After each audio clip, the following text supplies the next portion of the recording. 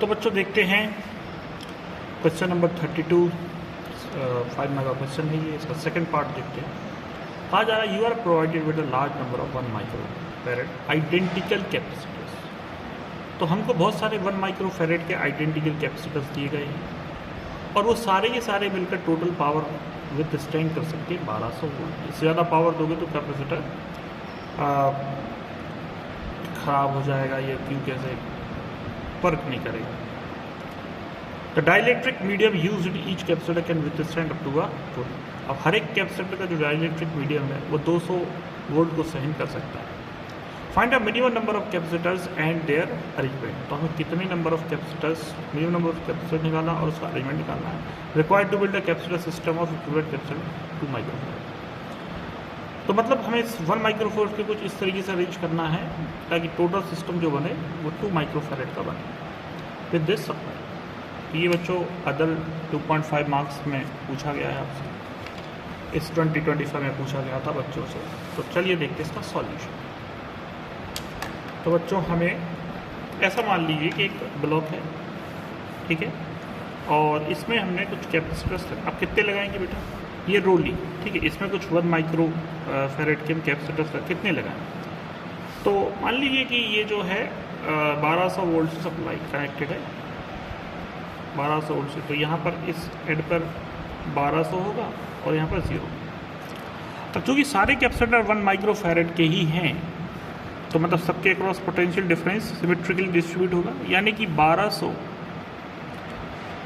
Divided by 200, क्योंकि एक capacitor 200 volt का पोटेंशियल डिफरेंस रखता है। तो 1200 में कितने नंबर ऑफ कैपेसिटर्स आ जाएंगे, तो हम कह सकते हैं यहाँ पर आ जाएंगे 6, यानी कि हमें 6 कैपेसिटर एक साथ 1 बैक टू बैक लगाने होंगे इस तरीके से। ओके, इस तरीके से हम कुछ रोज लेंगे। अब हमें यही निकालना है कि यहाँ पर मिनिमम नंबर ऑफ कितने कैपेसिटर्स हम लगाएंगे। इस तरीके से 6 है बेटा, 1 2 3 4, अगर मैंने कम बना दी 5 और ये 6। तो एक रो में 6 कैपेसिटर्स हैं। अब एक रो में 6 कैपेसिटर्स हैं, देखिए समझिएगा, तो इसका इक्विवेलेंट कितना होगा, तो 1/C equivalent equal to 1 + 1 + 1 + 1 plus, तो ये हो जाएगा 1/C इक्विवेलेंट इक्वल टू 6। तो यहाँ से C इक्विवेलेंट की वैल्यू हो जाएगी 1/6, ठीक है।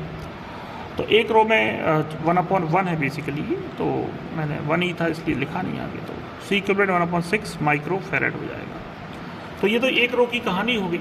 ऐसे ही हम मान लेते हैं n रोज हैं, ऐसे हम मान लेते हैं n रोज हैं। तो n रोज का जो कैपेसिटर हो जाएगा n × 1/6।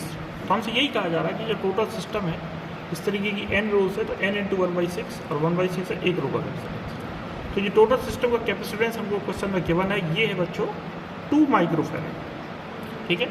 तो हमसे पूछा जा रहा था कि ये जो टोटल नंबर ऑफ जो कैपेसिटर्स होंगे या जो n, हम n रोज निकाल रहे हैं, है ना। तो ये n रोज हम बेसिकली एक रो है, यहाँ पर n रोज निकाल रहे हैं। तो n रोज मतलब n रो कितनी होगी, तो यहाँ पर जो n आ जाएगा वो आ जाएगा 12। गौर करो बच्चों कि हमने यहाँ पर ये जो n रोज निकाली है, ठीक है। एक रो में 6 कैपेसिटर हैं और ऐसी 12 रोज हैं।